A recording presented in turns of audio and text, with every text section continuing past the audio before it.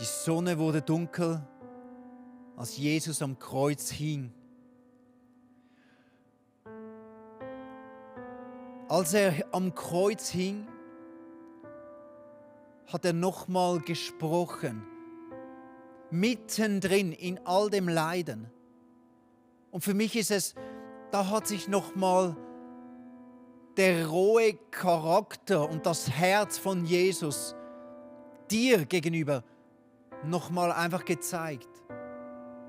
Und jetzt möchte ich 3 Dinge rausnehmen, die du für sicher erklären kannst in deinem Leben. Weil Jesus am Kreuz in der größten Not, als er diesen Preis für dich bezahlt hat, das gesagt hat. Jesus sagte, als er ans Kreuz geschlagen wurde, Vater, vergib diesen Menschen, denn sie wissen nicht, was sie tun.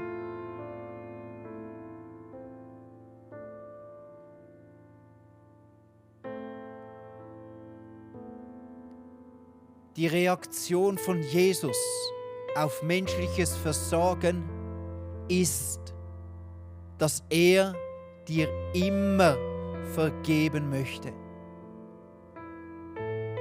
Deine Fehler, das, was du tust, wenn du jemals wieder in deinem Leben einen Moment hast, wo du denkst, das war jetzt zu groß, jetzt habe ich es zu stark verbockt, Gott kann mir nicht vergeben, Gott kann mich nicht lieben, dann ruf dir in Erinnerung das Erste, was Jesus dann am Kreuz gesagt hat.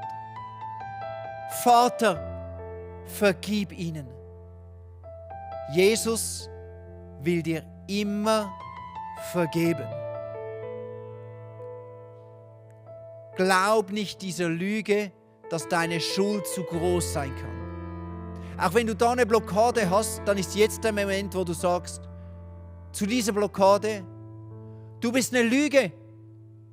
Du bist eine Lüge, dass ich keine Vergebung kriege. Du bist eine Lüge, ich glaube dir nicht mehr. Weil Jesus an diesem Kreuz hängt und sagt, Vater, vergib, denn sie wissen nicht, was sie tun. Das Zweite, vielleicht denkst du, Gott hat dich vergessen. Es kümmert Gott nicht mehr, wo du stehst, wie es dir geht. Vielleicht gibt es Dinge in deinem Leben, wo du schon lange hoffst, dass Gott endlich eingreift. Als Jesus seine Mutter dort neben dem Jünger stehen sah, den er lieb hatte, sagte er zu ihr, Frau, das ist jetzt dein Sohn. Und zu dem Jünger sagte er, das ist nun deine Mutter. Von da an nahm der Jünger sie zu sich in sein Haus. Das ist das Herz von Jesus. Situation, Jesus bezahlt Gott die Schulden für die ganze Welt. Er hat Gott wirklich das Wichtigste, was es jemals gab, zu tun. Und trotzdem interessiert es ihn immer noch diese 2 Menschen, die da stehen und ihre Not, und er spricht zu ihnen in ihre Not.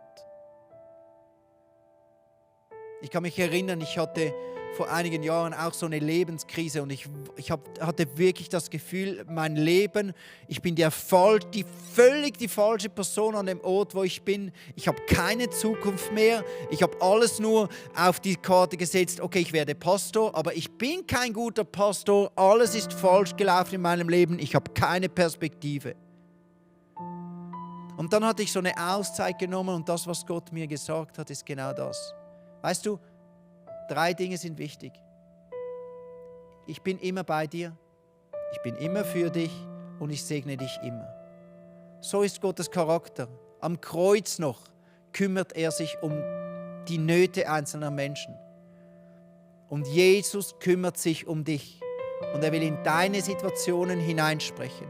Auch wenn du wartest, auch wenn sich gewisse Wunder vielleicht hinauszögern, Jesus hat dich nicht vergessen und ihn kümmert es, sein Herz kümmert es, wie es dir geht und er möchte dich immer segnen. Und das Dritte, Jesus will immer retten. Die 2 Verbrecher am Kreuz und der eine zur einen Seite verspottet Jesus und der andere aber sagt, Jesus, wir sind zu Recht hier am Kreuz, aber du, ich bitte dich, denke an mich, wenn du ins Paradies kommst. Er hat keine Bibelschule gemacht, er hat nicht mal ein Bekehrungsgebet gesprochen, er hat nichts, keine guten Taten vorzuweisen, er hatte gar nichts, was doch für einen Christen noch wichtig wäre. Das Einzige, was er hatte, war ein Hilfeschrei. Bitte rette mich, Jesus. Und Jesus hat gesagt, du wirst heute noch mit mir im Paradies sein. Ist das nicht crazy? Für Jesus hast du nie zu wenig, dass er dich retten würde. Du musst nie mehr sein, mehr vorweisen, damit Jesus dich ernst nimmt, damit Jesus eingreifen möchte. Und das ist auch so eine Lüge, wo wir heute sagen, diese Lüge, dass ich zu wenig biete für Gott, das ist einfach nicht wahr und die lassen wir heute hinter uns. Denn Jesus will immer eingreifen in unser Leben. Er will uns immer retten. Das sind klare Statements. Jesus will dir immer vergeben.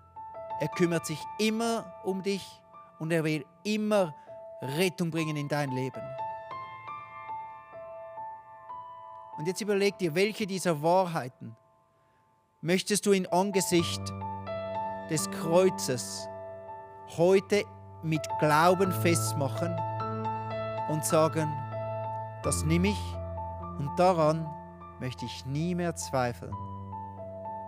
Wir hören jetzt eine Klavierimprovisation und in dieser Zeit sprich du dein Gebet und schlag solche Pfosten ein in deinem Leben, solche Anker, die werde ich nie mehr loslassen und nie mehr daran zweifeln, wer du, Jesus, bist und wie du mich liebst und für mich bist.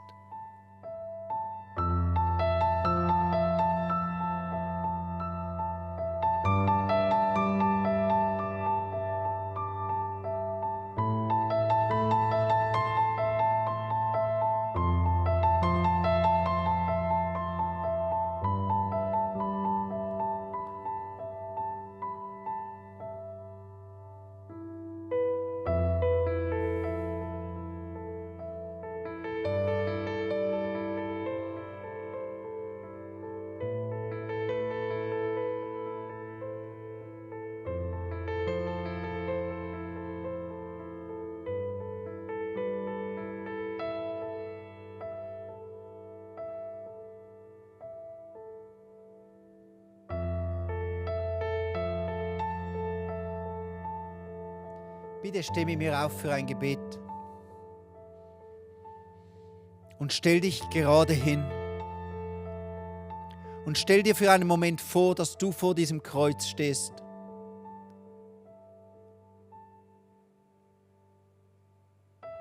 Und Jesus fragt dich,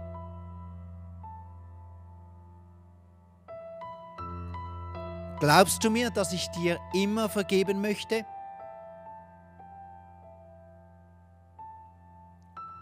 Und bete mit mir, ja Jesus, wir möchten das glauben und wir nehmen das heute an und wir glauben, dass du uns vergeben willst. Und Jesus fragt dich, vertraust du mir, dass ich mich immer um dich kümmern würde und mir deine Nöte und Bedürfnisse wichtig sind?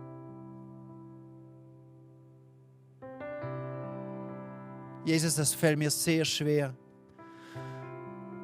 Aber ich selber möchte das heute annehmen. Ich möchte das glauben aus Respekt und Ehrfurcht vor dir, weil du deine Liebe mir bewiesen hast schon. Und Jesus fragt dich, Und glaubst du, dass ich dich immer retten möchte?